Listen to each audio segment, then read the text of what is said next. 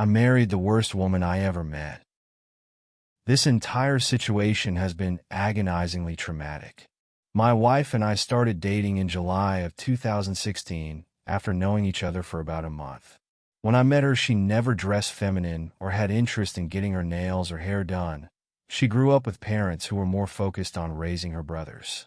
Essentially, they treated her like she was another son, neglecting her needs as a woman. She had to learn about most womanly things on her own, like how to deal with a period, how to set boundaries with boys, that kind of stuff. When I met her, I could tell she had no idea how beautiful she was inside and out. The way she communicated spoke to my heart, and I fell for her pretty hard.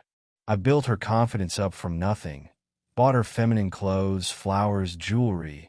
I showed her how a man treats his woman. Through 8 years, we had many ups and downs, but always rebounded and had very healthy ways of dealing with conflict.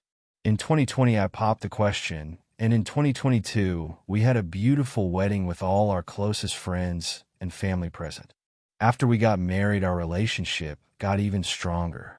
I kept on showing her through gifts, acts of service, and effort that she was my girl, the only person I wanted or loved.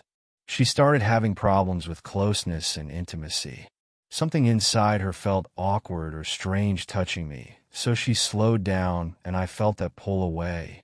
We went to couples counseling in 2023 to try and work on it, and unfortunately didn't get much out of it. Her and I found a way to fix the issue on our own and had the best relationship from 2023 to July of 2024. A 6-figure job opened up at her job in 2024, and I pushed her to pursue it even though she wasn't qualified. She didn't believe in herself, but I did. She interviewed and got the job, but it meant she'd have to go off to Colorado for a month to do schooling. No big deal. Our relationship was stronger than ever, so I was excited for her. She came home in August of 2024, but she didn't really come home mentally. She was pushing me away, dismissive of my efforts and feelings, talking and messaging her boss every single night for hours while drinking.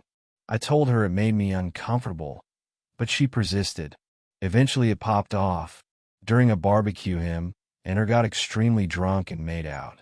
He put his hands in her pants all while no one was around. Later that night, she tried putting her hands in his pants under some blankets. After I found out, I was furious and demanded answers. Both were drinking, but that was in no way an excuse. I was told that they weren't allowed to talk anymore and threatened to beat the guy into the dirt. They kept talking, and I was finding traces of messages, open doors to each other's social medias. The fighting from this caused so much anger that I left our state to give her the space she wanted from me. After a week, she told me that she really wanted me to come home and try to fix issues. When I did come home, I bought roses, champagne, candles, and got the entire house cleaned up. She came home to all that love and effort. We had sex, talked, things seemed fine. A couple days later, I noticed how much she was talking to a female coworker, and I started asking questions. Turns out the guy made a fake Snapchat, and they were both pretending it was her coworker, so they could keep talking. We talked about divorce many times through this, but never got to that barrier.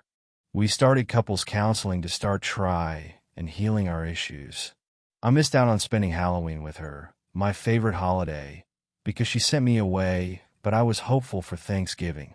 She had to work on the actual day, but had Black Friday off. I was preparing to do a mini Thanksgiving for us.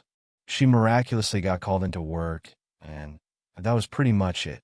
I noticed her location was far from work, and I realized I had been conned.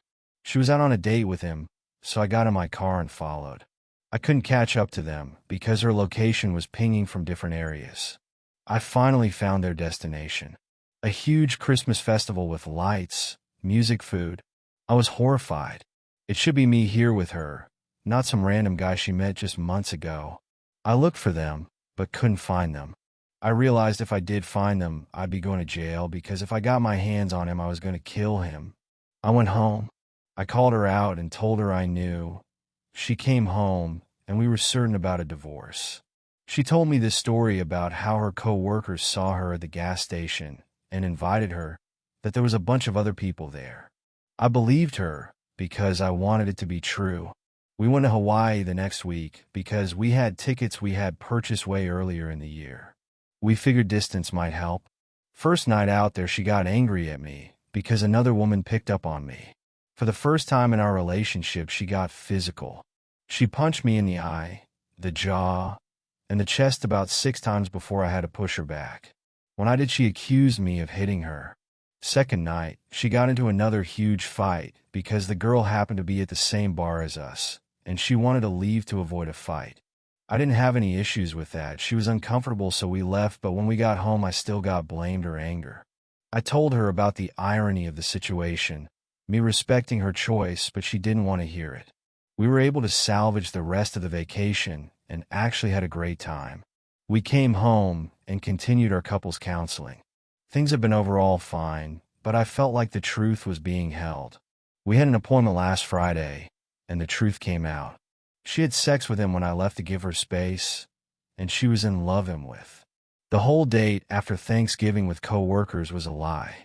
It was just him and her doing couple stuff. Now somehow she's back to wanting me, and only me. I'm so hurt.